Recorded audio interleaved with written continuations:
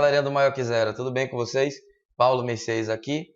A gente vai falar um pouco sobre circuitos elétricos, mas nesse momento a gente começa falando sobre a parte de grandezas elétricas, né? Para a gente entender a parte de intuição voltada a grandezas elétricas. A ideia é mesmo conectar conceitos, né? Trazer para a realidade para a gente tentar compreender. Iniciaremos aqui com a grandeza, né, mais conhecida, uma das mais importantes, que é a tensão elétrica. A gente vê aqui matematicamente, a tensão elétrica basicamente é a derivada da energia por carga, mas essa definição fica um pouco esquisita dentro desse contexto, né? Fica um pouco abstrata. Para a gente facilitar a vida nessa ideia aí, a gente pode apelar aqui para esse tanque de água aqui. Esse tanque de água aqui, ele possui energia, tá? Energia potencial gravitacional, que está associado justamente à sua altura. Quanto mais alto é o tanque, maior a energia potencial presente nela. Trazendo isso para a realidade elétrica, seria como se aqui fosse o polo positivo e embaixo fosse o polo negativo, tá? O que significa que existe um fluxo natural, nesse caso aqui, da água para a parte inferior ou dos elétrons aí, do polo positivo para o polo negativo, tá? A unidade de tensão, a gente pode, na análise dimensional é o joule por coulomb, né? Mas basicamente isso se torna o volt, ok? Quando se trata de corrente elétrica, que a gente tem dQ dt, ou seja, a variação de carga no tempo com a unidade em ampere. Para isso ficar intuitivo também, é simples. Se a gente imaginar um tubo de água, como esse aí, a gente pode ver que existe um fluxo, que nesse caso seria de água, né, ou das moléculas de água ali, numa dada direção.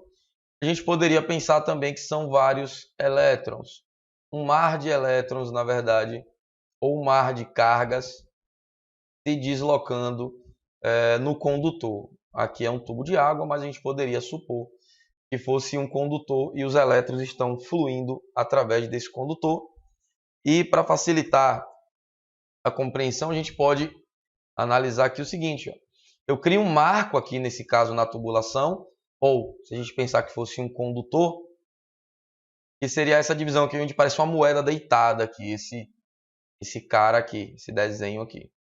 E aí eu posso ficar contabilizando aqui, cronometrando o tempo e verificando quantas cargas passou no tempo aqui. E depois estabelecer quantas cargas passam em um segundo.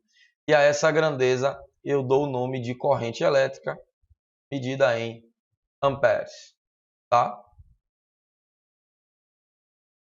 O caso de potência elétrica, matematicamente, né, a potência aplicada à eletricidade, a gente pode usar a equação V vezes I. Existem outras formas, né, que a gente vai explorar a posteriori.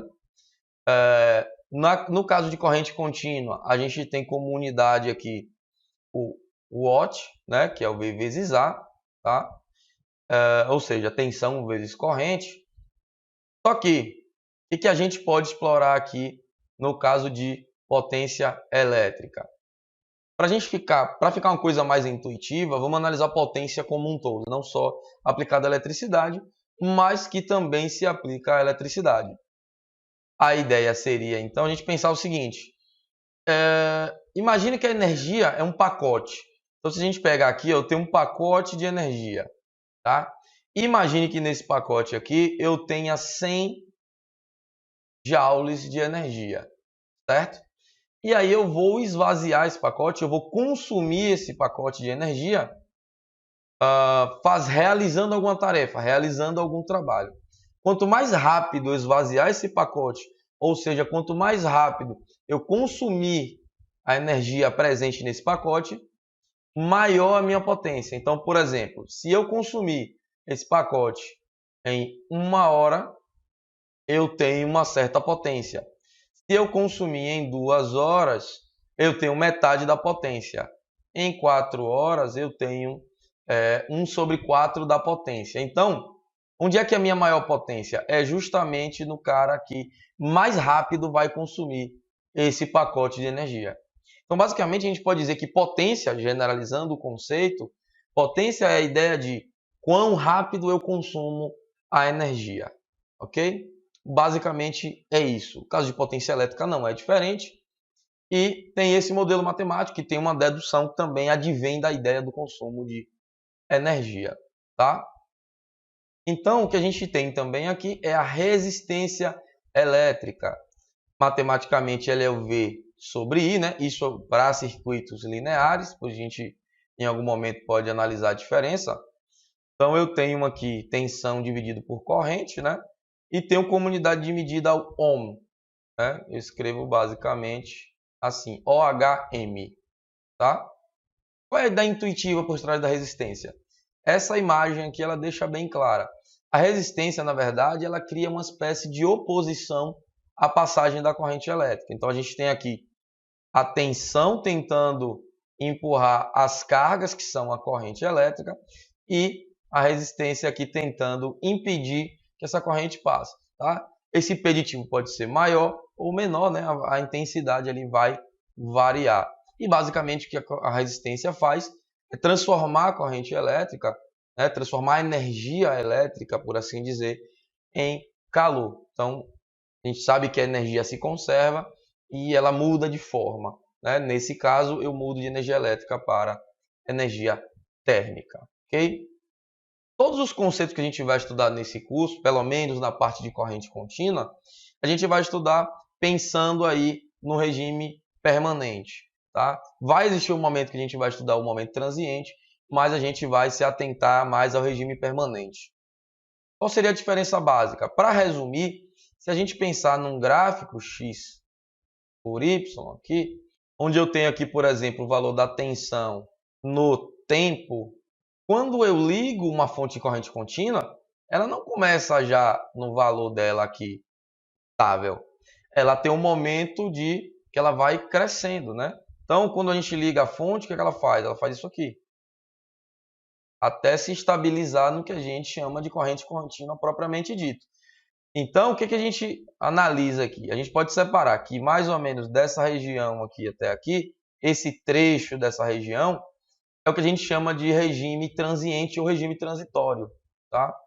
E daqui para frente, a